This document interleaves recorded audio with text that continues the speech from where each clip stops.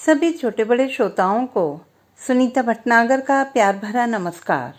Audio stories के हमारे channel कहानी जगत में आप सभी का स्वागत है।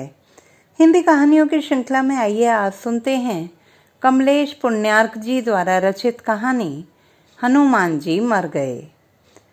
विशाल लाल किला के प्रशस्त मैदान में अपार भीड़ है। क्यों, किस लिए? समय नहीं है सोचने का। भोरम भोर भयंकर दावानल की तरह बात की बात में खबर फैली महानगर के गली कूचों में और भीड़ आ जुटी। किसी के बुद्धिवर्धक चूर्ण की चुनौती छूटी, किसी की नस की डिबिया, किसी का सिगरेट केस छूटा, किसी का बैट्टी, किसी के पान का बीड़ा, किसी के बीड़ी का बंडल, किसी के दाएं पैर का जूता ही छूट गया तो किसी के बाएं पैर का चप्पल। किसी ने एक पैर में जूता पहना तो दूसरे पैर में चप्पल। किसी के जूते चप्पल तो सलामत रहे पर पांव ही उल्टे पड़ गए। किसी ने हड़बड़ी में मेम साहब का सैंडल ही डाल लिया पाँव में तो किसी ने नंगे पांव ही दौड़ लगाई। कृष्ण कन्हैया की तरह मानो आर्तनाद सुनाओ दुशासन पीड़िता का। द्रौपदी का तो सिर्फ हयाहरण ही हो रहा था, यहाँ तो अंजना नंदन का प्राण हरण हो गया। किसने किया ऐसा जघन्य अपराध? किसकी बाजुओं में इतना बल जागा जो हमारे बजरंगबली के प्राण ले लिए? किसमें इतना शौर्य आया? किसमें इतनी साहस? किसमें इतनी शक्ति? कौन है वह मूढ़मती जो मर्यादा पुरुष के अनन्य भक्त के साथ ऐसा मर्यादा विहीन दुष्कर्म कर डाला? अतुलित बलधामा की तो बात ही कुछ और है।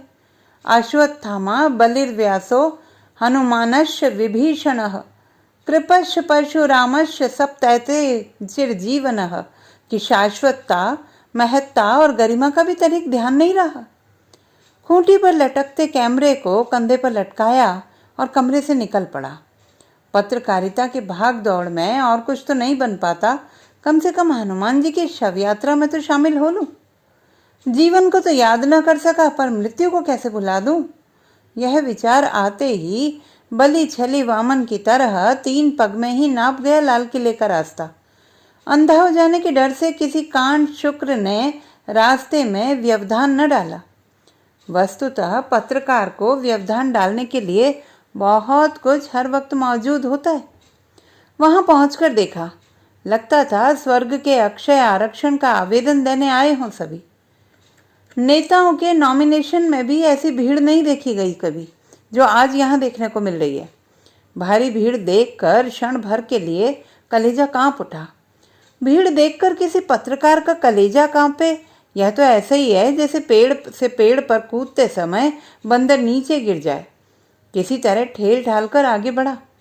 मंच के पास हरे ताजे बांस की ठटरी पर मच्छरदानी से भी बड़े बड़े छिद्रों वाले लाल एक रंगे में लिपटा एक निरीह बंदर दांत चिहारे पड़ा था, जिसे देखते ही मुंह से बरबस निकल पड़ा। अरे, यही हनुमान जी हैं, महाबलशाली हिडिंबापति भीम के अग्रज।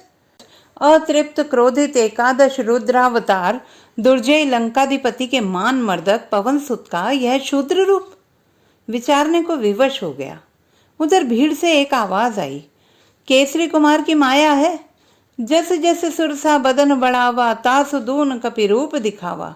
साथ ही एक और आवाज आई, मसक समान रूप कपिधरी लंके चले सुमिरी नर हरि।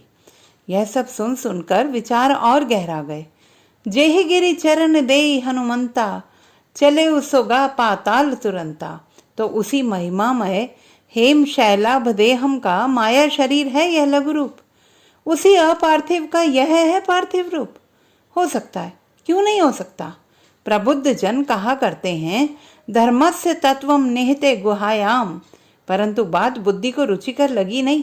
यह तो एक अदना सा बंदर है, मर गया तो मर गया, इसके लिए इतनी चिंता क्यों? क्यों इतनी हाय तौबा? अरे साहब, मर गया नहीं, मारा गया। आग उगलती 2 आंखों ने कहा। मारा गया? किसने मारा? पूछने पर पता चला एक मलेच्छ ने। मलेच्छ ने? तेरी ऐसी की तैसी मतिमंद मलेच्छ की यह हिम्मत, मेरे हनुमान जी को ही मार डाला। चुटिया फहराते हुए एक त्रिपुंडधारी ने कहा और भीड़ से निकलकर मंच पर उछल आए। जिस पापिष्ट ने हमारे आराध्य देव की हत्या की है उसका भी दाह संस्कार इनके साथ ही कर दिया जाए, एक ही चिता पर दोनों फूंके जाएं। ऐसा ही हो, ऐसा ही हो। भीड़ का कर्कश स्वर आसमान फाड़ने लगा। किंतु इसमें भी अनर्थ हो जाएगा। हरामखोर मलेच्छ हनुमान जी के साथ जलकर अक्षय स्वर्ग को प्राप्त हो जाएगा। ऊपर लपक कर आए एक गांधी टोपी ने कहा, और पल भर के लिए सबको सांप सूंघ गया। किसी के मुंह से बकार न निकली। हृदय के किसी गुप्त कोष्ठ का कपाट खोल सोया हिंदुत्व खुरखुराकर जाग उठा। पत्रकार का निष्पक्षता धर्म घुल गया क्षण भर में। खोखले हिंदुत्व का धर्मध्वज लहरा उठा मानस मंच पर। रगों में रक्त के बजाय विद्युत धारा प्रवाहित होने लगी।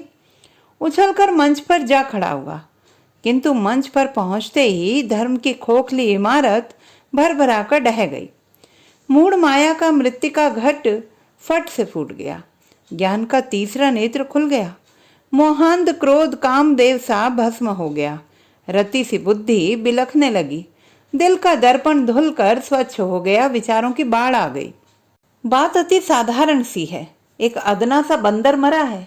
दुनिया का एक उच्छृंखल जीव। उद्यमी मरा ही करते हैं। न जाने कितने बंदर मरे होंगे, कितने हिंदुओं ने मारा होगा इन्हें, प्रत्यक्ष नहीं तो परोक्ष ही सही। मान्यता है कि घर पर आने वाली विपत्तियों का आभास बंदर को पहले ही हो जाता है। वह उसे स्वयं पर झेल लेता है, गृहपति को विपदा मुक्त करता है। संकट मोचन का नाम सार्थक होता है। इस तथ्य से अवगत लोग बंदर अवश्य पालते हैं, स्वयं बचते हैं। बेचारा बंदर बलि का बकरा बनता है। मगर आज बात का बतंगड़ बना हुआ है, और इसका कारण सिर्फ इतना ही है कि हत्यारा कोई हिंदू नहीं, एक मलेच्छ है। सही में वह है भी हत्यारा ही, क्योंकि सिर्फ एक ही बंदर मारा है। एक दो को मारने वाला हत्यारा ही हुआ करता है। 100-200 को मारने वाला क्रांतिकारी कहलाता है। मगर दुनिया को मार सकने की सामर्थ्य रखने वाला, सुंदर सृष्टि का सत्यानाश कर डालने वाला उद्धारक, दलित, तारक, अवतारी कहलाता है। विध्वंसकारी बमों का पोषक भी शायद उन्हीं 5 सवारों में शामिल होने का स्वप्न देखता होगा। कूटनीतिक राज सत्ता का दमन चक्र चलाकर पीस दे निरीह जीवों को तो प्रबुद्ध शासक कहलाए। स्वार्थ की आड़ में समाज में वैमनस्यता का बीज बो दे, भाई का भाई से सरेआम कत्ल करा दे, रंग, भाषा, जाति और कौम के नाम पर देश देशांतर में अराजकता और आतंक फैला दे तो गणमान्य नेता कहलाए। धर्म का ढिंडोरा पीट कर, संप्रदायों का शिविर लगाकर पुराने सुर को नया ताल दे दे तो धर्मगुरु कहलाए। सत्य, संपुटित असत्य का पैगाम घर घर पहुंचाने का हुनर रखता हो तो पैगंबर कहला सकता है। खटमल की तरह खून चूसने की चुपकी कला मालूम हो तो मसीहा भी बन सकता है। छिपकर डरते डरते चोरी करने वाला चोर होता है। जान हथेली पर निर्भीकता पूर्वक धर कर लूटपाट मचाने वाला डकैत।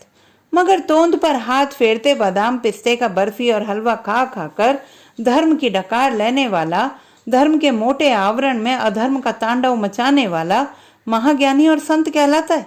दर दर भटकते भीख मांगने वाले को मुट्ठी भर दाना नहीं मिलता, परंतु मुद्रा और स्वर्ण का त्यागी परिव्राजक सन्यासी मनसा वाचा कर्मणा के मिथ्या त्रिदंडधारी सुवर्ण सेज पर सुख से सोता है, नोटों का लिहाफ उड़कर। मगर यह अभागा कुछ नहीं होगा। न नेता, न प्रणेता, न अभिनेता, न विजेता, न गुरु, न पैगंबर, न साधु, न संत, न अवतारी, न क्रांतिकारी। यह कहलाएगा सिर्फ हत्यारा, वह भी एक निरीह बंदर का, जिसने उसके मासूम लघु वंश वृक्ष का विनाश कर दिया। दुनिया में कितने ही नवजात या नवागंतुक हर दिन मरते हैं या मार डाले जाते हैं, पर इसका हिसाब रखना भी फिजूल सा लगता है। कुछ ऐसा ही सोचकर, मानकर, जानकर वह उस बंदर को भी माफ कर देता तो हत्यारा नहीं कहलाता, और न ही आज यह सब होता। परंतु होनी तो होकर रहेगी। कुछ ही देर में उस भूमि का भी सफाया हो जाएगा जहां वह वंश वृक्ष उगा था। जाहिलों की जमघट जुटेगी, ईंट से ईंट बचा डालेगी, अभागे की संपत्ति लूट ली जाएगी, मासूम अबला का कत्ल कर दिया जाएगा, घर फूंक दिया जाएगा।